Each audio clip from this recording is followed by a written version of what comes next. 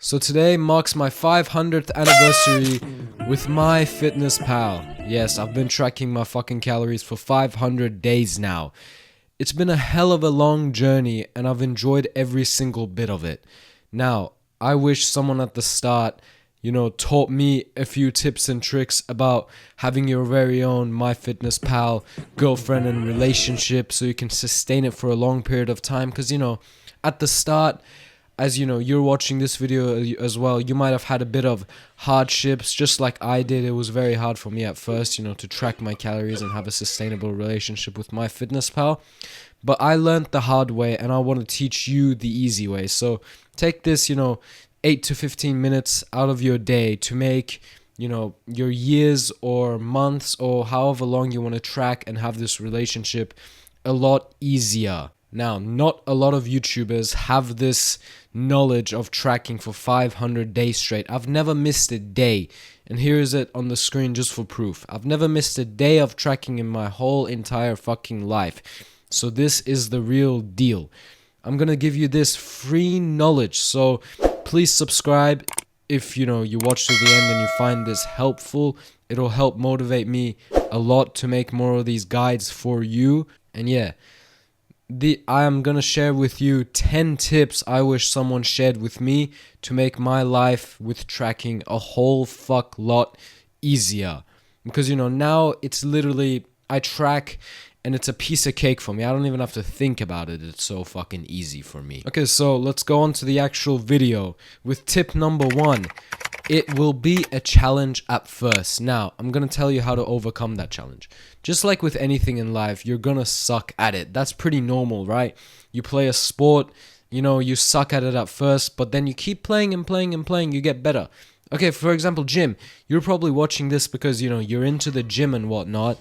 And when you were in the gym, were you benching 100 kilos? Whether you are benching 100 kilos now or not, I bet you are a lot stronger or a bit stronger, depending on how long you've been training for, than when you were starting out at the start in the gym. So just like anything in life, you're going to suck at it first and it's going to be a tad bit hard at first. So, you want to stay in this for the long run, and these tips are obviously going to help you a lot. So number 1, it's going to be hard and it's going to be challenging, but I want you to just keep going. Have, your meals. Don't fucking look at the tracker count and worry about it. That's one thing I'll tell you. When I was in my cut, I would always be looking at this thing. One cutting tip, by the way, keep your bulking calories as your cutting calories. So not literally, but MyFitnessPal, you can click a button at the top to check how many calories you have had for your entire fucking day, and keep that obviously at your calorie deficit number, but keep your total calories just so it psychologically plays with you to the normal, 3,000 calories you use to maintain or bulk. Tip number 2, invest in a quality fucking food scale. Now, I've went through about 3 food scales in my life. 2 of them that I'm currently using. 1 of them I don't use anymore because I'm not a drug dealer. Let me explain. So I used to have a precision scale for, counting things very precisely, because that's how fucking obsessed I was. And another tip, by the way, is going to be don't be fucking obsessed over this shit. It's a mistake I made that made my life very fucking horrible. I would put the butter on the food scale and I would put like 7.5 grams of butter for this meal. Now, obviously, the discipline was crazy, and I can still do it now, but I'm bulking and I want the extra calories, so it doesn't really matter to me. So don't be too, obsessive over it. Anyway, so you want to invest in high quality equipment. One tip I'll give you: do not get plastic scales for your kitchen scale, especially your main scale. When you have a side chick, it doesn't have to be too high quality. You just go fuck her and leave. But if you want your main chick, you want that bitch to be high quality, just like your fucking food scale. So have your food scale be, mine is a metal one. I can show a picture right here.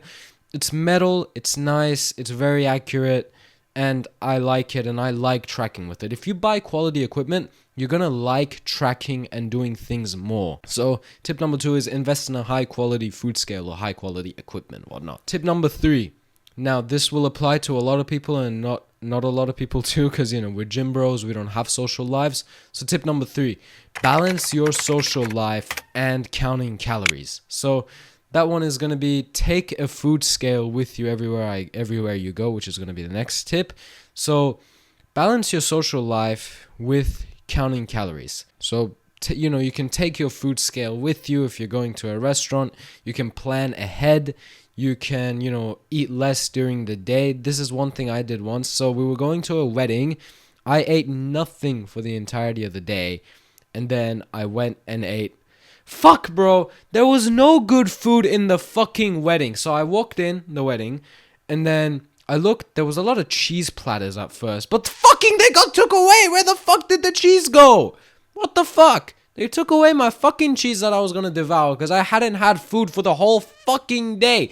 I literally had to get out of the wedding, go to the fucking servo, and buy a fucking protein bar, which I didn't even fucking buy because I was too fucking broke. So, plan ahead and intermittent fast if you're going for a big event. That's how, you usually save your life. But if you're cutting, you might want to go in a prior deficit the last day. So the previous day, go in a deficit so you can compensate for the meal that you're going to have ahead of you. But this is a long-term game and you want to be as sustainable as possible. Memories are a lot more, valuable than one day of, fuck-ups, which I hope you don't fuck up so you can plan ahead.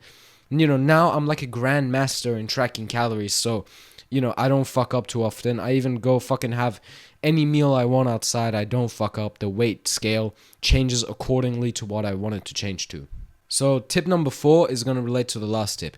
If you are going to go out that next day and you're going to go out, go in a small deficit, if you're maintaining or cutting. So, okay, let's say it was my birthday and then I was going to a restaurant eating a big ass meat platter. True story, by the way, but I didn't do the calorie deficit. So I'm going in.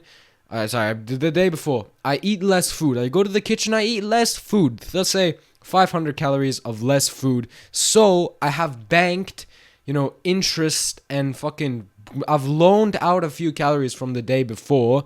Savings. You're saving calories for the next day so you can indulge without feeling like shit and still achieving your goals. So if you want to go out and you're maintaining or you're cutting, go in a small calorie deficit of maybe 500 to 300 to 500 the day prior so you can compensate for the overdone calories for the next day. And then I promise you the scale will not change. Key number 5. So simplicity is key. At the start of my, tracking journey, I was doing a lot of, going on Instagram, fucking watching these high protein, low calorie donut fucking cream pie recipe. And every time I'll do that, so we want to have 37 mils of almond milk and then 1.5 eggs cracked precisely. And then we want to have 3.5 grams of cocoa powder. That's all fucking bullshit. Fuck, you're not a fucking child. I already made a video on this. Ice cream is gay. Fucking just don't have these gay desserts. Fucking keep your food simple, first off. You don't need teriyaki chicken every night. You don't need fucking sweet popcorn, fucking pussy juice chicken every night.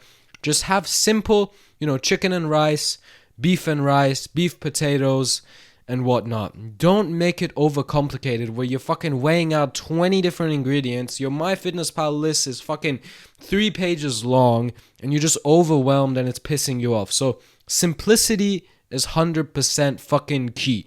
Keep shit simple so you can even remember what you're having. Obviously, have a diverse diet so, you're not fucking up your gut microbiome. I would recommend just keeping it fucking simple.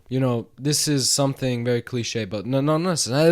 So some of your mates, tip number 6, might not like it. It's not even a tip, it's just advice. So some of your mates might not like it. Parents or whoever, they're gonna be like, oh, come on, you're too fucking hard. Come on, you stay hard. You're too fucking, you're too obsessive. Come on, chill out. You only live one life. Come on, it's only one donut. One fucking donut. Fuck that. Fuck those people who are constantly fucking telling you, don't do this, do that. I was once at a party. I don't fucking know.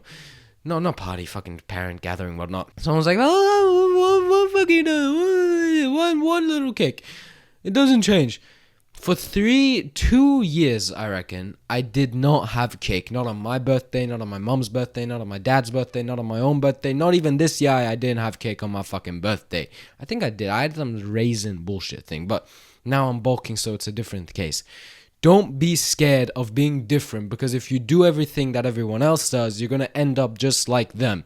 So fuck everyone else. Do what you're going to do, because you're going to improve and you're going to be a more valuable member of fucking society. It's delayed gratification, man. So keep that in fucking mind. So tip number 7, don't be too critical. Not necessarily like that. Don't worry about stuff like, okay, spices. One thing I wish someone had taught me, don't worry about fucking seasoning and spices. It doesn't matter your 10 grams of curry powder or a tablespoon of fucking pussy powder. It does not fucking matter. You do not need to, track your 10 milliliters of fucking almond milk. Unless you're a bodybuilder on a serious prep, you generally do not need to do that. Unless you're on a cut and you really want to achieve your results fast and well, then go ahead, do that. But if you're on a bulk or you're maintaining, 10 milliliters of fucking almond milk is not going to make a difference to your fucking day. Trust me, 2 calories, a piece of gum, it's not going to make any fucking difference to your whole entire day, your whole entire lifting career, and your weights in the fucking gym. It's not going to make a fucking difference. Tip number 8, optimize your meals around your fucking diet. So, for example, cutting. Everyone likes to cut, right? If you're cutting, this is my recommendation, by the way. You can change up the numbers slightly, but eat 60 to 70% of your calories when the sun goes down, or, past 5 to 6 p.m. Because that's the time where generally a lot of people get hungry and they want to, munch away on fucking food and destroy their entire diet. On the other hand, when you're bulking, you might know, because eating a lot of food is going to fuck up your sleep. So it's better to eat it during the day. And you're also going to have more productive lifts if you eat it during the day and you lift during the day. So eat 50 to 60% of your calories, maybe even 50 to 70% of your calories during the day when you're bulking. But eat 50 to 60 or 70% of your calories during the night when you are cutting and when you're the most hungry. But it's dependent person to person. If you're not hungry at night, have it in the morning. If you're hungry in the morning, have it at night. Whatever works the best for you. But have one way or another. You want like a counterbalance on the fucking scale. Tip number 9, plan a fucking head for protein. You want to plan ahead for protein. Protein is one of those things, if you're cutting, you ran out of fucking calories to eat protein, and then, I have to go on the Stairmaster so I can eat more fucking protein. Plan ahead for protein and what you're going to have during the day, or get a general idea of it, or keep it the same every single fucking day. So I can literally tell you my diet and what I have for protein every single day. So in the morning, I'll have 6 eggs. At lunch, I'll have 250 grams of lamb. When I get home, I have 200 grams of lamb. And then before night, I might have some chicken or some milk or some fucking protein powder, whichever. The night, I keep it a bit different. But yeah, so keep the protein very consistent so you know you're 100% going to hit that fucking goal, god damn it. And tip number 10, this is not really a calorie tracking tip, but it's a very helpful tip if you want to track your calories. Get a step counter. I personally have my Apple Watch and it helps me a lot, just so some days you might move less. A lot of people say, oh, why did I stop fucking losing weight? Oh, I'm counting my calories, blah, blah, blah. You started moving less, god damn it, or when you're bulking, you started moving more, god fucking damn it. So you want to count your calories, count your steps, so you 100% know to counter your fucking calories towards your steps or your activity levels, just so you're either gaining or losing or maintaining the weight that you want to. Because steps and activity can very well change if you lose weight or not. If you have an extra boxing session, that's a fucking 300 extra calories that you need to fucking eat back up, god damn it. So, in conclusion, everyone, if you want to rewatch the tips, go ahead, watch them.